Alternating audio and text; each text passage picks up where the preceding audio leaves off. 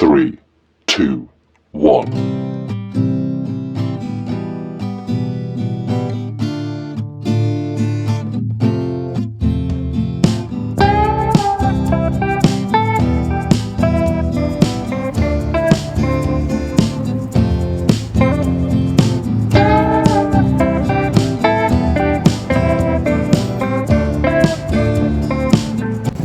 What's up mga katimang? Nandito tayo ngayon sa garden.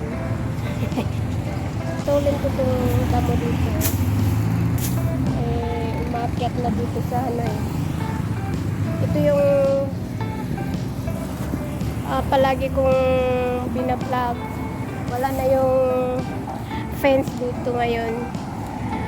Inalis na kasi kukunin ng government na itong lupang to, pero nililinis pa din namin kasi mahirap na kapag may snake, no? May snake mapunta dun sa loob ng compound. Kasi yung isang araw nakahanap talaga ako ng snake gabi nag-ano na ako ng basura lang, magtapon sana ng basura. Hindi ko agad na-record kasi umalis na agad. Kuha ko lang ng cellphone, ayun, umalis na agad yung snake, black snake yun. Kitang-kita ko din yung niya yung parang maitim talaga. Siguro cobra yun. Maitim. Palagi kasi dito may cobra eh. Nesting ground kasi niya doon sa kabila. Ngayon nililinis yung sa kabila na naman. Kung sa yung parang pina-flatten yung soil doon sa kabilang bahay. Well, naman ang ma-vlog ko ngayon hindi ako makapagluto, hindi ako so busy talaga. So dito i-vlog ko na lang tong ginagawa ko sa garden. Kinakailangan din no. Hi. Shout out sa mga katimang ko dyan. Ang tagal kong hindi nakayaw-yaw. Ahimik lang isang taon ata ako puro re-upload lang yan. Isang taon siguro nagre-re-upload na lang ako kasi so busy talaga. At pagkatapos hindi makabukas yung bunganga ko. Siguro yung may naramdaman sa alam mo na yung parang nagre-refresh ng katawan kasi galing sa sakit. Pagkatapos ilang taon din yun ang sakit ko na parang hindi ko na napansin sa sarili ko. Well, ganun talaga ang buhay, no?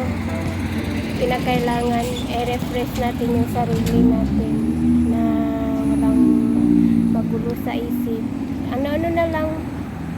Pero ito na tayo, kinakailangan magawa ng trabaho. So andito tayo sa tabi ng daan, nagyayaw-yaw.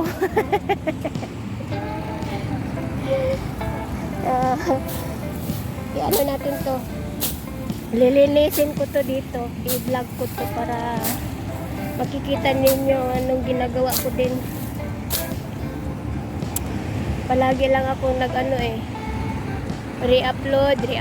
re-upload. Isang taon nagre-re-upload lang ako, hindi nyo na malayan yan siguro.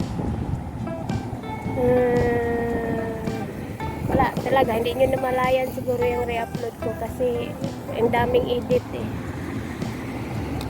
Pwede naman mag-re-upload. Kumbaga, konti na lang talaga yung magtingin kasi sabi nga, re-upload na yan. Skip na. Ngayon, yaw-yaw na naman. Nagyaw-yaw to. Skip tayo. Maloko ako. Hindi, sa totoo lang, talaga parang nagre-refresh lang talaga ako sa sarili ko siguro yung dami ng stress o hindi ko alam hindi ko maintindihan yung sarili ko. Parang tinatago ko yung sarili ko Dito tayo sa damo-damo. Lilinisin ko to kasi dito inano to nila pinuputol nila ito, kahoy na ito, pagkatapos itapon dito. Na paano ako mag-cutting grass kapag ganito? Hindi ko malinis to dito kung mag-cutting grass kung ano man, kasi nandito yung mga kahoy, oh. Kinakailangan linisin yan. Yung i-flatten talaga, kagaya nan, oh. Ito, tingnan mo, nandito, oh. Yan. Paano yan? Oh. Matrabaho din to. Pero, okay na din, exercise sa katawan. Huwag natin i-ano yung katawan natin. Katawan natin na i-baby natin yung katawan natin. Hindi din pwede. Kasi nasanay na yung katawan natin na gawa ng trabaho. Marami naman din dyan gagawin. Magluto nga sana ako, kaso ay, ang dami kasing iniisip, kaya hindi makapag-concentrate.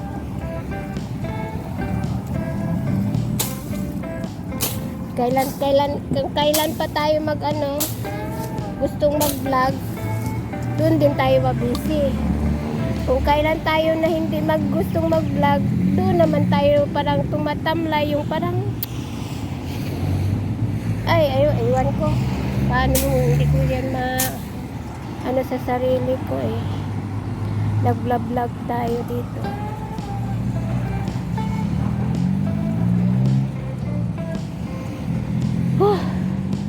Ano kaya iniisip ko ngayon? Nandito sa init. Hinahanap ko yung snake. Yung snake nga eh. At tutuklawin tayo, patay tayo 5 minuto dyan.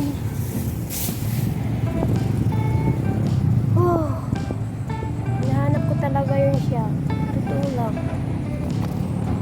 Takot ako dyan. Takot ako sa snake. Hindi ako takot sa snake na yung makagat tayo, kasi 5 minuto lang yan eh, cobra eh. Diba? 5 minuto. Minute man? Hala, minute. Ito tayo sa puno. Kala ko hindi mag-init eh. Kaya nandito ako nagyayaw-yaw.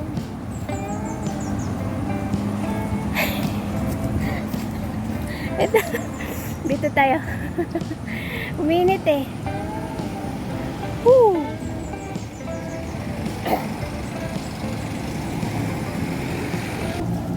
Mainit dyan. Gusto ko mag-cutting grass eh.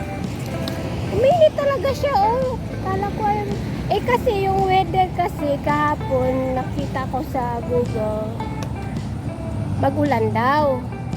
Parang ano ba naman Google? Yung weather ng Google ba? Hindi magkaparehas. Ulan ba ngayon o hindi? Kita mo, nandito na ako. Minute na. Saan pa ako pupunta? Minute na yun. Nasusad naman. Bandang view oh.